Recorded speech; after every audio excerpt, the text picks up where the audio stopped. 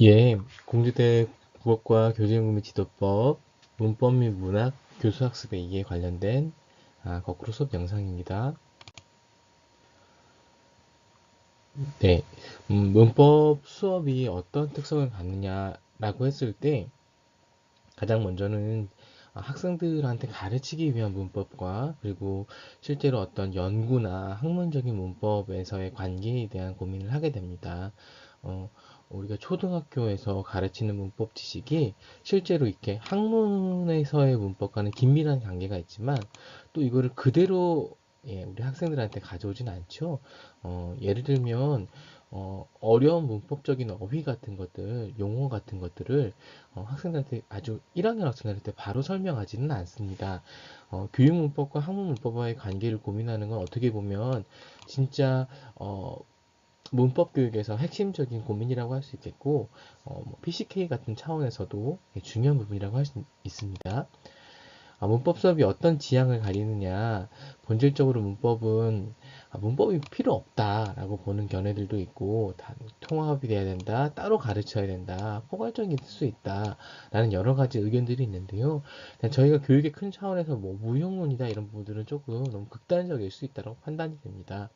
현재로서는 다른 교과, 문법의 어떤 특유한 어떤 가치와 그런 부분들을 지니면서도 원래 초등 국어의 특징 중에 하나가 통합이다 보니 통합론적인 좀 입장이 강하다고 말할 수가 있습니다. 네, 어, 그런 큰 흐름 안에서 선생님들이 보시면 문법 교육을 통해서 어떤 다른 거를 가르치는 통해, 그리고 문법 교육이 본질적으로 국어 사용 능력, 신장에 도움이 되어야 된다. 문법 자체가 중요하다. 이런 식의 형태로 주장을 하고 있습니다. 2015 문법 내용 체계표를 보시면 역시 핵심 개념, 일반화된 지식, 내용 요소, 기능 층위로 나뉘고 아, 좀 흥미로운 부분들을 보자면, 우리가 이제 1학년, 2학년 단계의 기초 문식성의 부분들을 강조하잖아요. 2015에서. 그런 관계에서, 정말 2단계에서는 문법적으로 어떤 층위를 강조하느냐라는 것들은 좀 볼 필요가 있죠. 문장과 문장 보호를 배우는 거는 이제 1, 2학년 구분에서 배우고 문장의 구조로 넘어가죠. 문장 성분으로 넘어갑니다. 문장 하나만 봐도 이렇게 약간 계열성이 느껴지는 흐름들이 있고요. 아, 전반적으로 보신다면 선생님들께서 실제로 초등학교 1학년부터 6학년까지 어떤 문법적인 지식이 있는지 한번 정리해 보는 것도 상당히 의미로운 부분이라고 생각이 됩니다. 예, 문법 수업이 어떤 지향을 가져야 되느냐.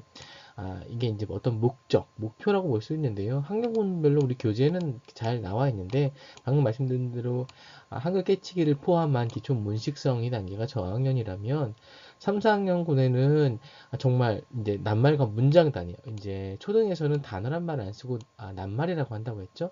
아까 말씀드린 것처럼 학문 문법과 교육 문법의 좀 차이인데, 학생들한테 교육할 때 얘는 낱말이라는 표현을 쓰죠. 네, 낱말과 문장을 사용하는 능력과 한글을 소중히 여기면서 의사소통하는 능력을 갖춘다. 5, 6학년에는 어떤 언어가 가지고 있는 특성에 대한 약간 이게 논리적인 사고, 어떻게 보면은 이 당시 5, 6학년의 인지발달 단계에 관련된 어떤 그런 활동들이 진행된다고 할 수 있습니다. 네, 실제성의 원리인데요. 미더지, 마지, 붙이다, 해도지 사실은 이런 표현들 많이는 쓰이지만 물론 해돋이도 많이 쓰이지만 미다지의 약간 이런 표현들 맞이다라는 이런 표현들은 현재는 잘 쓰이지가 않습니다. 실제성의 원리로 보자면 학생들이 직접 사용하지 않는 현상이기 때문에 조금 조심스럽죠. 그래서 학생들의 실제 언어 생활과 가까운 학생들이 사용하고 있는 그것들을 대상으로 알고 사용하고 인식할 수 있는 지식으로 가는 것이 어떤 실제성의 원리다. 이게 좀 실제적이지 않다는 얘기죠. 요점을 말씀드리자면. 네, 전일성의 원리. 전일성의 원리라고 하면, 아, 뭐 문장 성분이 의사소통할 때에 문장 성분이 있고 그 문장 성분이 의미 전달에 중요한 역할을 한다라는 개념으로 네, 실제로 학생들이 문장을 배울 때 주어다 서술어다 이런 부분들을 먼저 배우는 건 아니지만 이런 기능들이 있을 때 온전한 의미가 전달이 될 수 있다. 이런 예, 그런 차원에서 접근이 되는 거죠. 단순히 뭐 비문이다 이런 식의 접근이 아니라 의미를 전달하기 위해서는 네, 각 요소가 중요하다. 이런 관점이겠죠. 순환성의 원리. 예를 들면 문법 수업이라는 건 어떻게 보면 자기가 쓰고 있는 어떤 표현에 대해서 어떤 사회적인 규범을 한번 확인하고 그 사회적인 규범이 다시 내 어떤 언어 표현 속으로 들어오는 어떤 이런 중요한 건 어떻게 보면은 아, 이런 장면이 되겠죠. 그러니까 문법이 단지 어떤 규칙이 있어, 뭐 원칙이 있고 허용되는 어떤 문법적인 규칙이 있는데 그거를 뭐 암기해야 돼라는 대상이 아니라 어떤 사회적인 의사소통의 상황 속에서 이렇게 순환하면서 네, 어떤 문법적인 지식에 대한 필요성 그리고 어떤 지식의 깊이가 더 깊이 형성이 된다라는 지점이 되겠습니다. 네, 그래서 최경훈 교수님께서는 우리 이제 교재에는 제일 중요한 장면은 저는 이거라고 생각이 됩니다. 네, 실제로 저희 강의 시간에도 성찰과 노력에 대해서 강조를 했었는데요. 어떤 지식을 사용을 했을 때 그 지식이 분절적으로 되는 것이 아니라 현상과 깊이 연계가 됐을 때에 본질적으로 지식이 완성이 되고 또 그게 어떻게 보면 지식이 삶에서 문학에서 내면화라는 표현을 쓰죠. 그리고 이제 말하기 듣기 읽기 쓰기에서는 어떻게 보면은 자동화라는 개념을 좀 중요하게 생각하는데요. 본질적으로 성찰적인 사용이 반복이 됐을 때 그것이 이제 실제 자기의 능력으로 자동화될 수 있다는 부분이죠. 아주 유의미한 논의인 것 같습니다. 네, 우리 문법 수업의 방법에는 일단은 지식의 이해학습 모형이라고 제시되어 있는데요. 이거 처음 보시죠?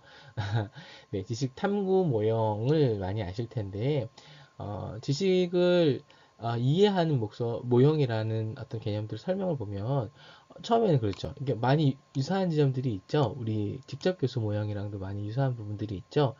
예, 그래서 어떤 교사가 설명하는 단계, 그리고 명료하기는 또 어디에 유사하죠? 예, 그렇죠. 반응 중심 학습 모형과 유사하죠. 자기가 알고 있는 지식을 어떤 명료하기 위해서 사례, 어떤 종류를 확인을 하고 그리고 이제 또 우리 반응도 명료하기 위해서 또 심화하는 과정에서 동료와의 어떤 그런 상호작용이 중요한데 이런 부분들이 약간 공통적인 요소로 되어 있습니다. 지식을 규정하는 거. 그래서 자기 나름의 이 핵심적인 건 그거 같습니다. 본질적으로 이해라는 건 외부에 있는 어떤 게 그냥 나한테 그냥 바로 들어오는 게 아니라 예, 내 안에 있는 어떤 배경 지식과 어떤 동료의 어떤 가지고 있는 공통적인 지식들과 상호작용을 통해서 이해하는 거잖아요. 네, 그래서 내 나름의 개념을 정립한다는 거죠. 그래서 또 이제 정교학이라는 건, 이것도 역시 반응 중심과 유사한 부분들이 있죠.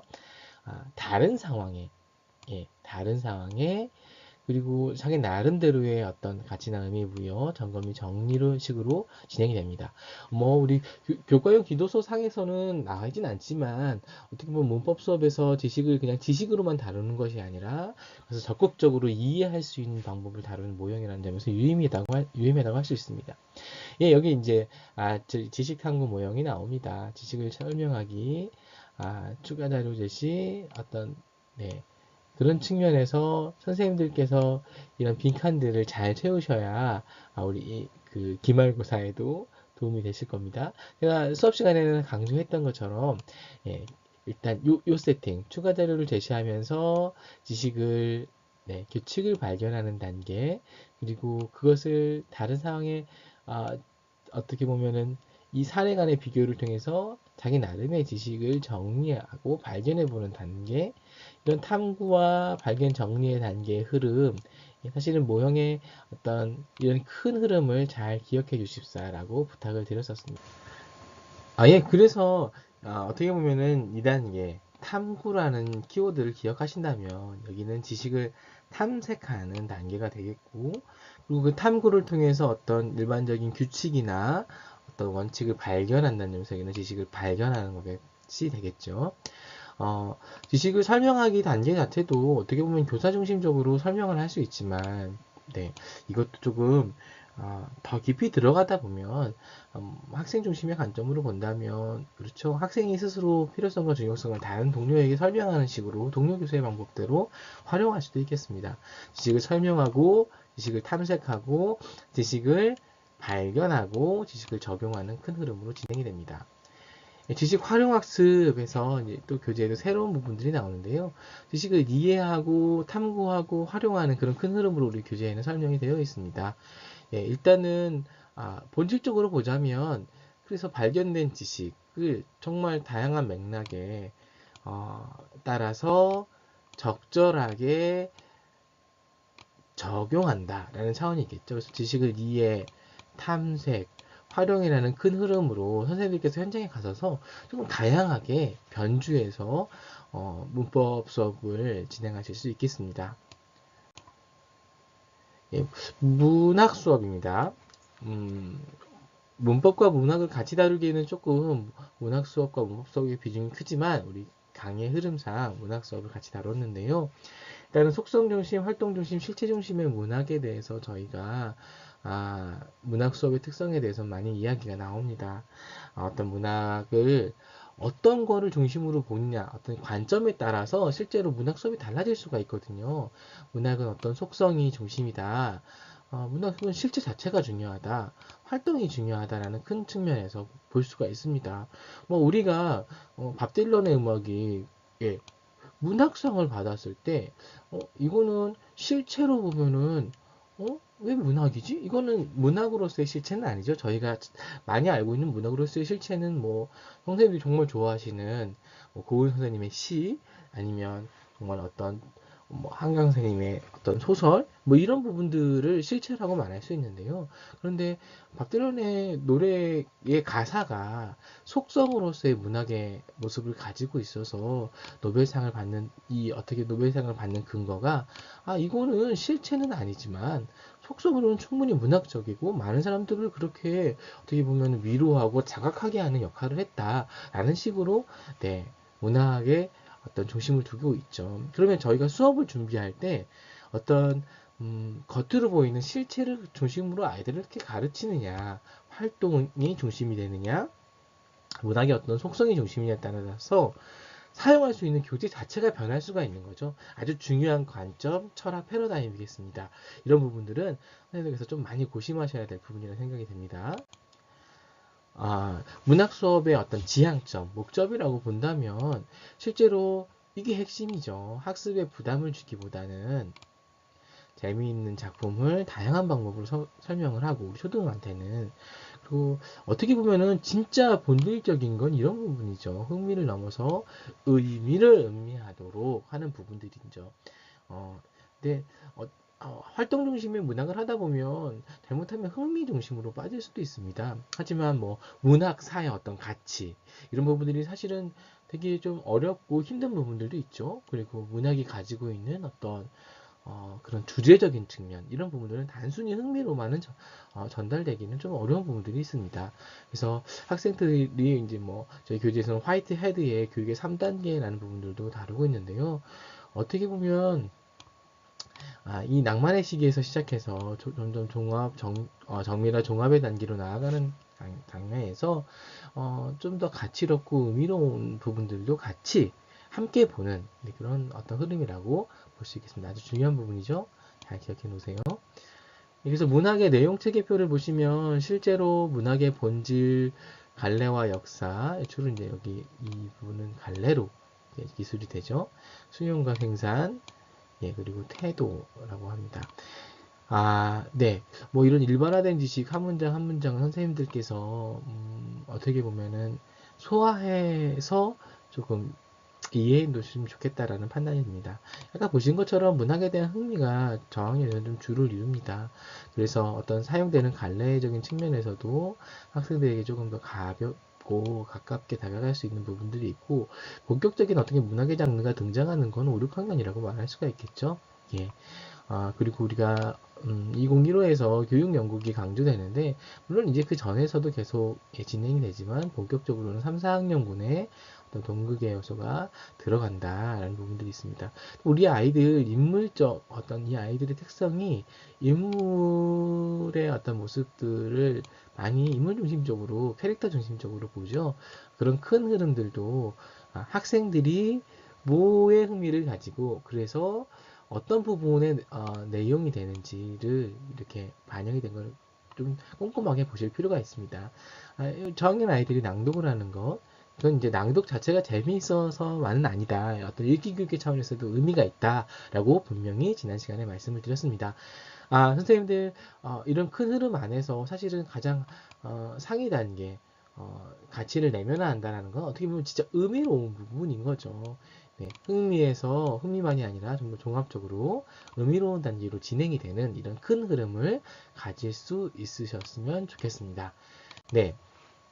문학 수업의 지향. 그래서 1, 2, 3, 4, 5, 6학년군에 보면 1학년군에 문학의 친밀감과 흥미를 가진다면 점차 포괄적으로 이해하고 감사하는 흐름으로, 그리고 그것이 어떻게 보면 정말 논리적이고 어떻게 보면 체계적이고 조금 그런 고차원적인 사고가 필요한라고 말할 수가 있는 문학을 통해서 자아를 성찰을 하고 어떤 개인의 성장에 도움이 되고 의미로운 부분까지 나아가는 그런 큰 흐름을 분명히 보실 수가 있겠습니다.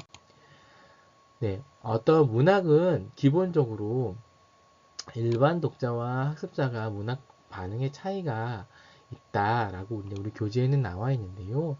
일반 독자라고 한다면 어떻게 보면 학습자가 문학 작품을 읽고 느끼는 내적인 소통 과정이 있고, 다른 학습자와 교사와 대화를 통해서 얻어지는 학습 과정이 있는데, 우리가 이 장면에 있어서 예, 바깥으로 나가는 운동으로 보이죠? 또 이것은 안으로 들어오는 운동이라고 보이죠.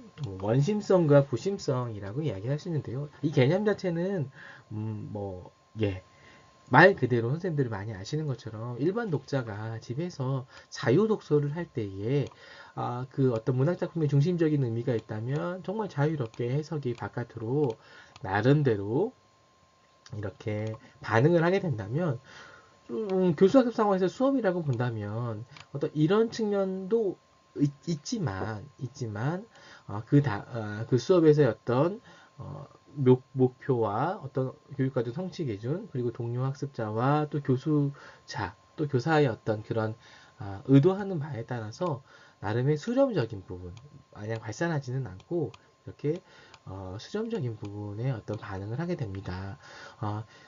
두 반응 중에 어떤 게 우월하다고 말할 수는 없지만 이렇게 다른 학습자와 교사와의 대화를 통해서 문학에 반응을 한다라는 거, 사실 이게 어떻게 보면 본질적으로 우리 학교의 의미라고 말할 수도 있는 부분이죠.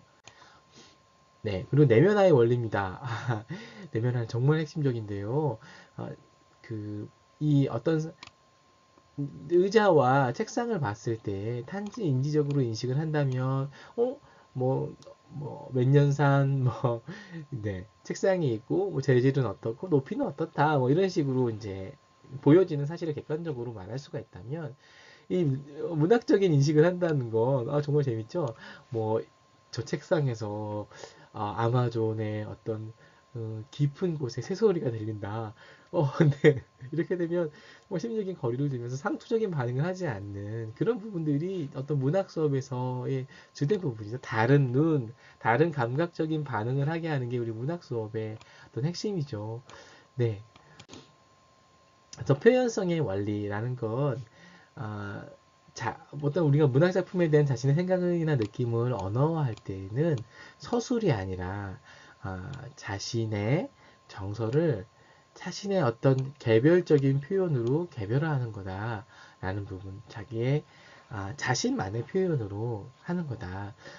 우리가 모두가 다 알고 있는 공통적인 어떤 내용으로 서술을 하게 된다면 모든 시가 다 똑같은 식으로 표현이 되겠죠. 서술이 되겠죠. 똑같은 장면을 보더라도, 비가 내리는 똑같은 장면을 보더라도 우리는 다른 식으로 표현할 수 있는 건 자신의 정서를 예, 어떤 그런 일반화적인 측면으로 서술하는 것만이 아니라, 예, 이렇게 나름의 표현으로 표현성의 원리가 중요한 부분이라 할 수 있겠죠. 네, 엄마 목소리라는 시를 읽고 난 학생들의 반응을 한번 볼게요. 이 반응 측면인데요.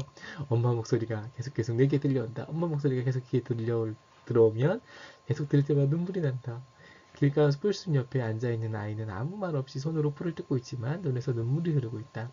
아버지께 혼이 난 일이 생각나서 슬프다. 내가 그렇게 잘못한 것도 아닌데 혼이 나서 억울했다. 뭐, 그, 반응이 조금 더 깊이가 있다, 조금 더 어떻게 보면 자세하다, 여러 가지 이야기가 있지만 다양한 감각이 반영이 되었다라는 것도 눈에 들어오죠. 그런 차이점들이. 여기서 문학 수업의 교사수 모형에 우리 교재에는 현실적 교수 모형이 나와 있는데요. 이거는 많이 아시는 부분이니까 예, 넘어가도록 하겠습니다. 반응 중심 학습 모형 핵심이죠. 이게 오타가 하나 있죠. 반응을 준비하고, 이건 준비입니다. 예, 준비하고, 그리고 반응을, 그렇죠.